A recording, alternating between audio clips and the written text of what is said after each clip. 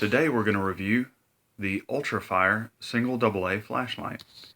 This is a special flashlight to me. It's very near and dear to my heart. My great-grandfather used this in World War II, and it's a family heirloom. It's been passed down through the generations. But anyway, let's get on into it. This is the Ultrafire single AA flashlight. It's adjustable. You can get these on eBay for around $3 to $5. They're very cheap. This is one of the easiest and cheapest adjustable flashlights you can get. It's also the most copied flashlight I've ever seen online. So keep that in mind. You may not get one that looks like this. If you're interested in it, just pay very close attention to the listing. These have been out there for years and years. So anyway, yeah, like I said, this runs on a single AA battery. It's got a Cree Q5 LED.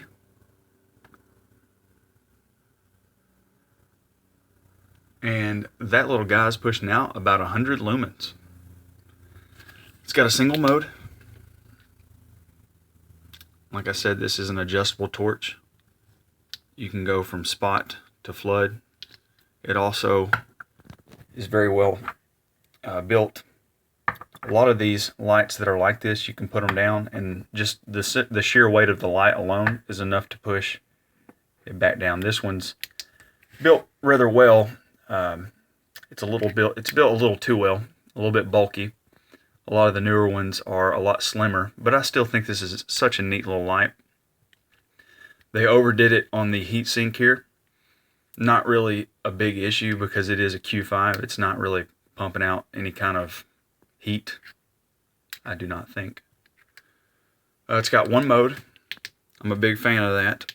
I'm getting rather sick of some of these lights that have like 15 modes. It's just getting ridiculous. But it's all in what you need a light for. If you need an emergency flashlight, just cater around those needs. This is just a simple one mode light. You're going to get about 2.5 to 3 hours of runtime on a single AAA, or excuse me, a single AA. It's got about 50 to 60 meter range, and that's on spot. That's fully adjusted to spot. On flood, I'm not really sure. I would say probably let's go around 15 to 20 meters, maybe. It does tail stand. That's really good because you can turn this light on flood and set it on a counter, and it really does light a room up rather nice if you have a power outage or something like that. It's got a very good clip. I have a lot of these lights that are made under many different manufacturers, and they slightly vary in performance and other things. But this clip is actually designed very well, and the little screws that hold it on, they did a good job sinking those into the metal. Let's see here. Let's go ahead, turn some lights off, and I shall demonstrate. Okay.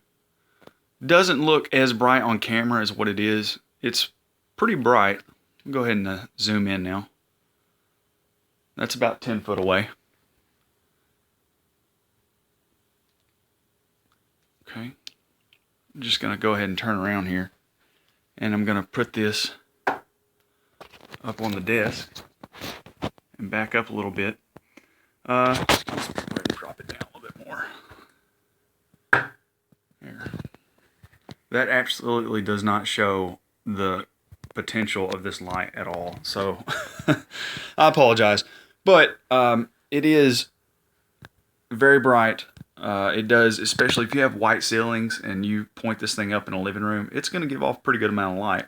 Let's go ahead and move out in the hallway. As you can see, this thing is Very good light to take around in the woods at night because it is multifunctional, if that's the word to choose. You can, see from great distances with the flood beam, or I'm sorry, the spot beam, and then up close to light your path. Let me back up a little bit.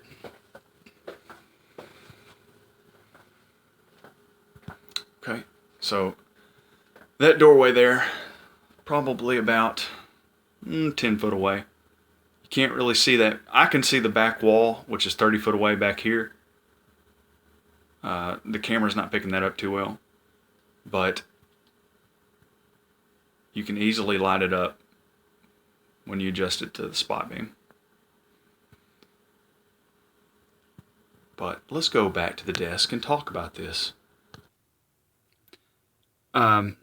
Yeah, these are very cheap. Like I said, for the price, I highly recommend this light. I've had no issues with this.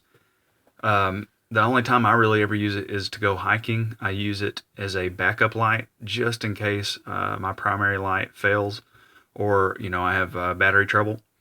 This is a good light to have in the bottom of your backpack just in case. As far as an EDC light, it's a little too bulky for me. But if you don't have an issue with it, I would recommend it. I just know that there are a lot slimmer lights out there that can produce just as much light, if not more. Anyway, that's pretty much it. I am so thankful for my grandfather who carried this throughout the war. So I just want to give a big shout out to Colonel Sanders. Wherever you are, you're not forgotten. Thank you. That's my review of the Ultrafire AA flashlight, adjustable. I hope you found this useful. If you got any questions or comments, just let me know.